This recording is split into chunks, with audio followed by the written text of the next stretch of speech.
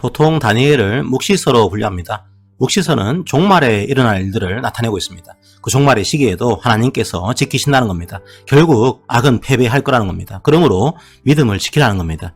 묵시서는 암울한 시대에 희망을 던져주는 성경 장르라고 할 수 있습니다.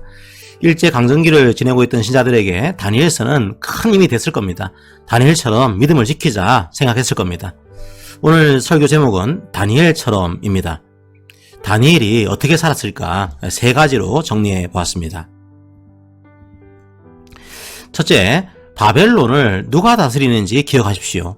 2절을 잘 보십시오. 주께서 넘기셨다라고 설명합니다.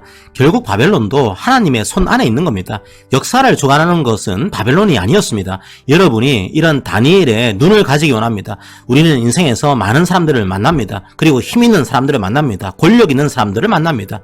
그 권세도 하나님의 손 안에 있다는 사실을 기억하시기 바랍니다. 둘째, 다니엘이 바벨론에서 어떻게 살아가고 있는지를 보십시오.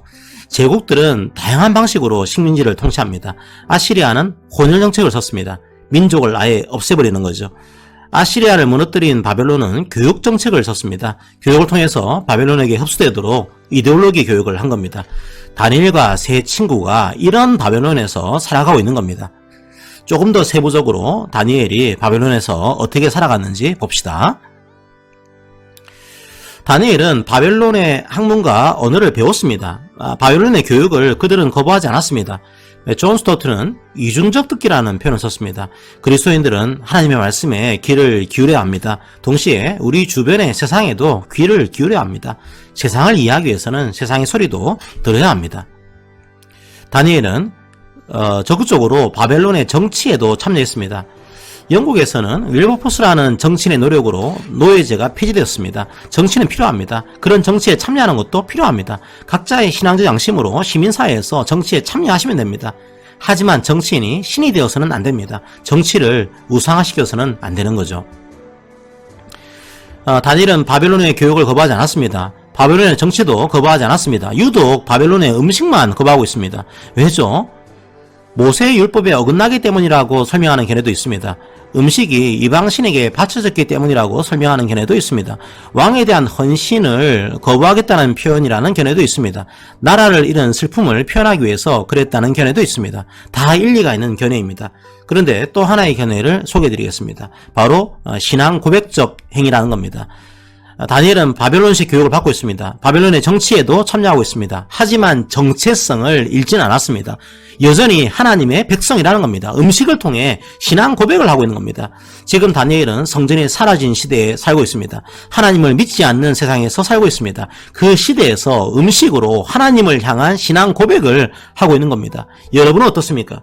모든 사람이 뇌물을 받더라도 모든 물질의 주인은 하나님이라는 것을 믿고 뇌물을 받지 않는 것, 그게 여러분의 신앙 고백일 수도 있습니다.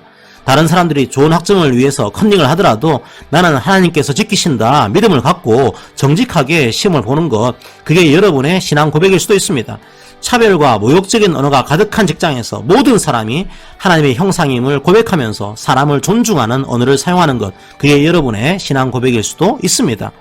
다니엘은 바벨론에 있습니다. 다니엘에게 바벨론은 자신의 신앙을 고백하는 자리였습니다. 왕을 섬겼습니다. 최선을 다했습니다. 하지만 그 왕에게 하나님의 자리를 넘기지는 않았습니다. 바벨론의 교육을 받았습니다. 하지만 바벨론의 신앙까지 받아들이지는 않았습니다. 오직 모든 것을 주관하시는 분은 하나님이라는 사실을 고백했습니다. 그렇게 낭만적인 신앙 고백이 아닙니다. 그 신앙을 고백할 때마다 다니엘은 위험해집니다. 신앙은 고난의 시기에 빛이 납니다. 시험의 시기에 우리의 고백은 빛이 납니다. 셋째, 다니엘이 어떤 방법으로 신앙 고백을 했는지를 보십시오. 자, 우리의 방식은 칼과 창의 방식이 아닙니다. 우리의 방식은 십자가와 사랑의 방식입니다. 예수님께서 친히 그 모습을 보여주셨습니다. 우리는 무리하지 않게 우리의 신앙을 고백해야 합니다. 그리고 이 다니엘의 신앙 고백을 통해 믿지 않는 자들이 하나님이 어떤 분인지 알게 됩니다. 느부갓네살이 하나님을 알았습니다. 적어도 느부갓네살은 겸손을 배웠습니다. 다리오 왕도 하나님을 알았습니다. 자기 나라보다 더 높은 하나님의 나라가 있다는 사실을 알게 됩니다. 마지막으로 그렇게 신앙을 고백한 신자들에게 임하는 복을 선포하겠습니다. 다니엘서 12장 3절을 읽습니다. 지혜 있는 자는 궁창의 빛과 같이 빛날 것이요 많은 사람을 옳은 대로 돌아오게 한 자는 별과 같이 영원토록 빛나리라. 아멘.